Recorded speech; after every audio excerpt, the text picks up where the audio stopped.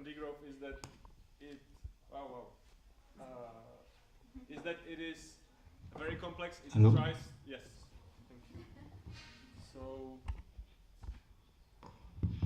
yes, so what I think about degrowth is that it aims to bring all the voices, and it wants to be complex, no? And wants to bring also simple solutions while discussing all the areas what we have heard now from both Anitra and Francois in the end here.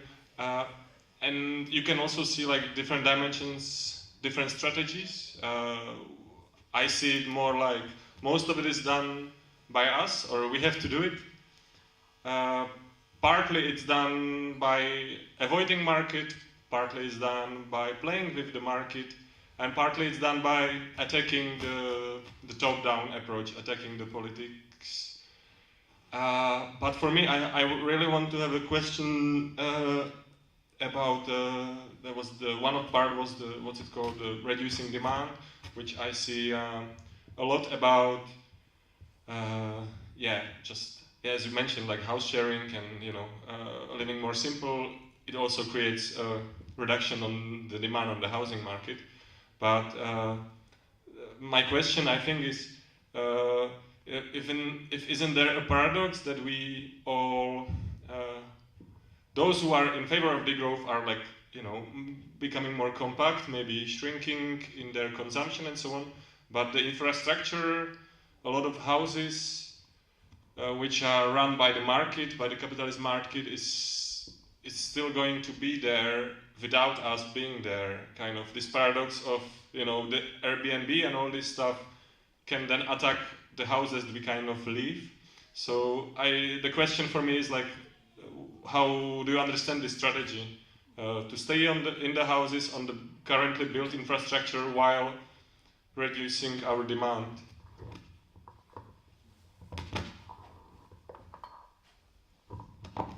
Yeah, I want to say that on this issue, it's not like just the so-called radical people working on degrowth and so on that are doing things. And many people, almost everybody is doing some things about housing. I think there are many people that actually share with their family or with friends. I mean, the flat sharing, for example, it can be done by all sorts of people. Also, it's not so the active part of actually putting into practice other ways of doing, to live, well, just to live simply in a space that we make cozy and nice, and is one aspect. But also the other part, which is like the promotion of this. That it's not just about hiding in a place and okay, I'm well and by myself. It's also coming out and say, hey, but this is the way. Because if not, we're just cutting ourselves on putting us apart from the rest, and then the others are continuing, and it's not the idea at all. It's about societal change. Please, anyone wants to raise a question? I don't know how to do it. Microphone, maybe. You want to say something, Anitra? Yeah, maybe either you speak please loud or you come here. We don't have the microphones that are walkable. Okay, I just wanted to ask, there has been attempt of sharing economy, for instance, like the Uber, like car rides share, or mentioned Airbnb, which is a flat sharing. But all of us, we can see like it's been discussed quite critically all over Europe and the United States, like that it is maybe not what you are actually promoting. So if you could say a couple of words about that.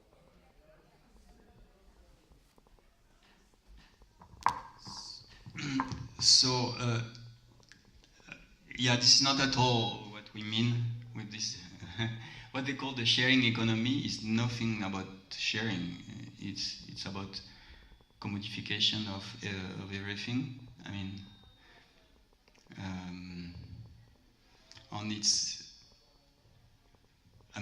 for example, well, it has the good aspect.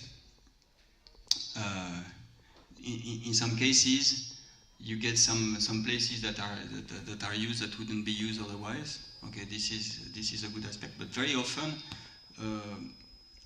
I know where I live, for example, the flats are empty. There's lots of things with Airbnb, and they are empty all year except 1 month in August. So where is the sharing of flats? You know, it's actually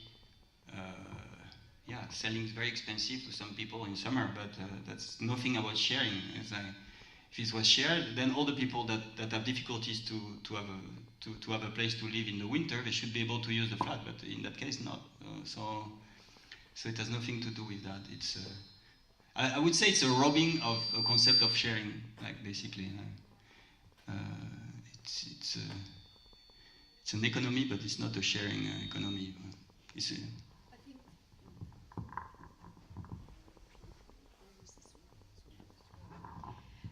I think that one of the ways that I evaluate degrowth sharing from what is really basically a commercial form of sharing is simply that if you share on the basis of non-monetary or virtually non-monetary kinds of bases, then you're developing new ways of exchanging with one another that are based on need and what people can give. And they're vastly different from commercial markets like Airbnb, which frame themselves as being sharing. But in actual fact have broken down a lot of the old forms of real sharing, whereby we enjoyed people's hospitality in our own home, in their homes, and we brought people into our homes without there being any exchange of money whatsoever. So there's two criteria. So there's the social and sort of economic ways of re-evaluating what sharing could be really about. And the other one involves the environment.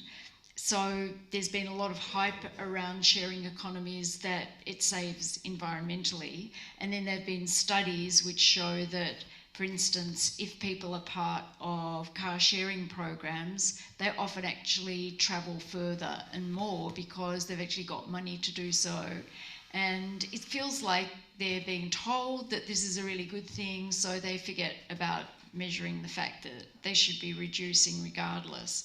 So that we need to run everything past that filter of, well, is this actually saving?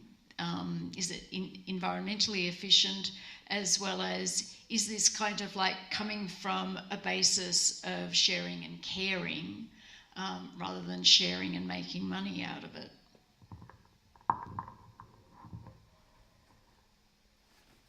Yes, I mean, I have another question. I think it's more about the practical how to get into the house sharing or sharing living.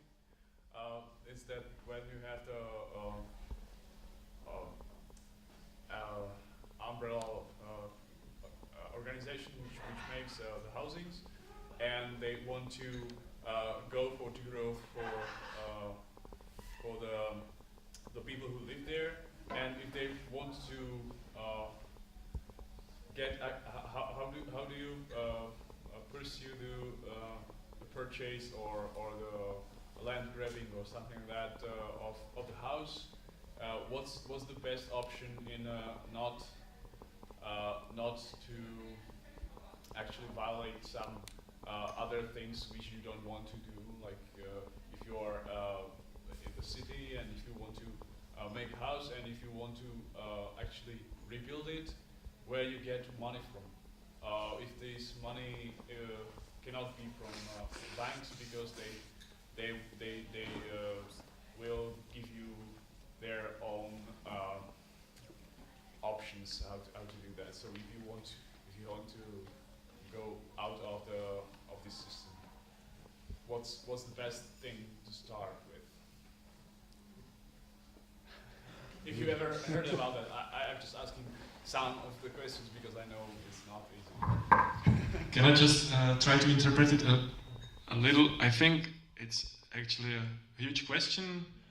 At once, like finding the relation with the legal system, yeah, and at once finding the relation with the financial system, with the alternative one and with the real one, in both ways, also in the legal. And,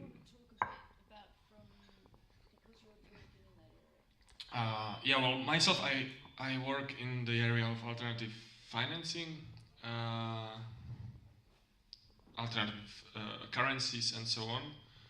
But also in terms of the housing, it is a lot about how to find the money in the beginning, no? And what we see a lot is that either personally or as a family or as a collective, you need to kind of gather tens of thousands of euros, if not millions of euros, to create a project. That's a lot of money, and there are different strategies. The one thing is to basically pay it, yeah, and that is either you work a lot, that's difficult, or work for money, and that's difficult. And then the second is you try to collect the money in your community. And by your community, I don't necessarily mean just, for example, us, we are right now here, but I still do think, and I'm even the example now, that if you basically ask people it's based on trust, right? So people asking here, maybe all together we actually could eventually find some money to even buy a house, which would be probably small to that we all fit in there, but eventually maybe not all of us need a house to live there. Some of us are traveling, some of us actually have a place to stay. So I think this is one important strategy, is to actually collect some money. And the second is not to be stuck with yourself, with your own money, with the money of your friend, but also in the local community. But again, by local, it doesn't necessarily mean it's your town or your village. Like this open localism, no, you can actually collaborate with people on the other side of the world these days to gather some money. So I think this is very interesting. Second is, of course, while renovating, while building, using techniques that you don't have to use much money is great. Another option is occupation. I think in this country or in this cultural context, it's not very common. But this future starts from today. So also this is a strategy that we can use. We just maybe don't know how to do it, or we don't have the culture. Yeah, you find some others? In the village that I live in Australia, we've got a group of about 80 people who are really interested in alternative, cheaper and more environmental ways of living. So we act basically as a sharing information and connection network. And some of those people have already started to occupy with houses a 20-acre block that someone had. Now, this is a rural area, so the land can be cheaper and all that kind of thing. But just by sharing information about people doing things in really cheap ways, and some of the time it's illegal and all of that kind of thing, but a lot of the government bureaucracies haven't got the time or the money for them to go out and monitor all this stuff anyway. And we've always used any calls on someone or charges because something has been illegal as a way to publicise the problems of affordability, unsustainable housing, and that in the media anyway. When I moved from one place to another place and I hardly had any money, I moved into a community where it was a commune and everything was organised on the basis of what you could afford, and I was able to do work for the community instead of paying lots of money for rent or anything else like that. So I think it's kind of talking to lots of people around you and seeing what opportunities exist and keeping on talking, and you can often achieve things more collaboratively than by yourself. But if you find just a solution for your situation, well then that's good too. Just one more thing. Thank you. I think I want to add two short comments. One is like going also to the legal problem, no? Like we spoke even today with some students that there is this paradox. It was also in the presentation that it's legal to build a huge house with a huge impact on the environment, on the social atmosphere in the local community, and so on, with very ugly color and a huge fence. Whereas it's illegal to build like ecological dwellings, no? A house that is not connected, it's maybe on wheels, or it can be on some pillars. If it's not on what we call the building site, which is the main regulation of housing on land, yeah, in most of the countries.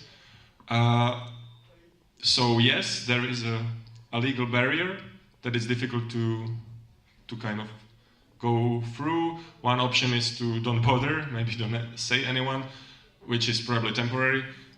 The other is to fight for changing the law, yes, and there are examples like in Wales, there is which they call the One Planet Act, that they fight for 25 years, but now people who are living off the land, who are living like low impact life, very much in degrowth way, kind of they are legal now to live on the countryside, but not on the building side, but maybe in the forest, becomes legal with a very decent law. They have to meet many regulations, but it can be it can be about discussion, of course. But yeah, there is a potential.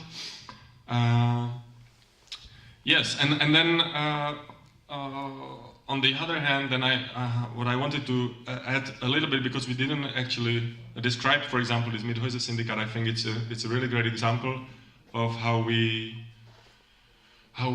can think not only because this one, the low impact living on the countryside, something we a little bit romanticize on tiny houses somewhere hidden in the forest, yes, but that's not a cup of tea for everyone.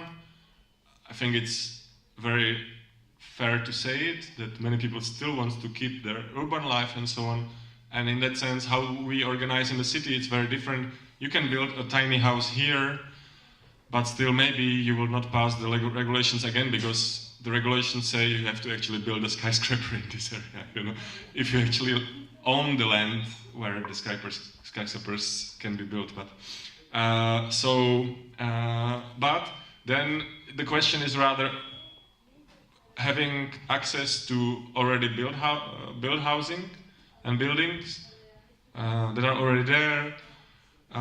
Typically, for example, in the Mithäuser Syndicat case, the idea is that you collect people power to buy off houses off the market.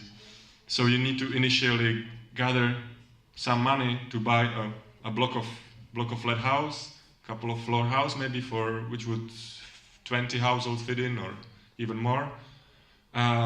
While doing it, you will assure that the rent will never grow after.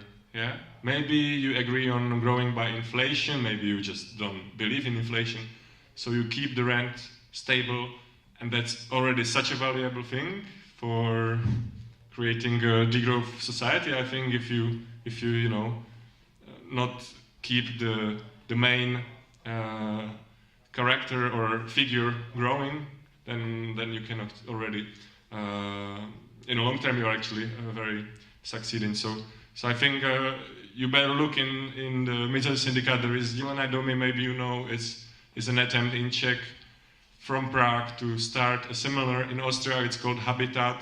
It's this idea is something that is very much working in Germany. More than 100 projects already. In Austria, I think 7. First one in Czech. So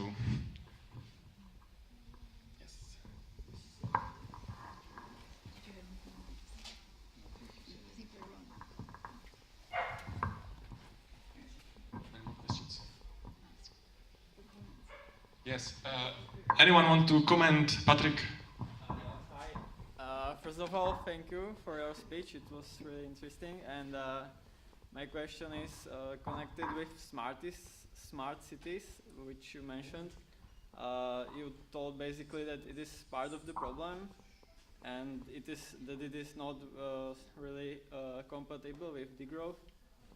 So my question is, because I think that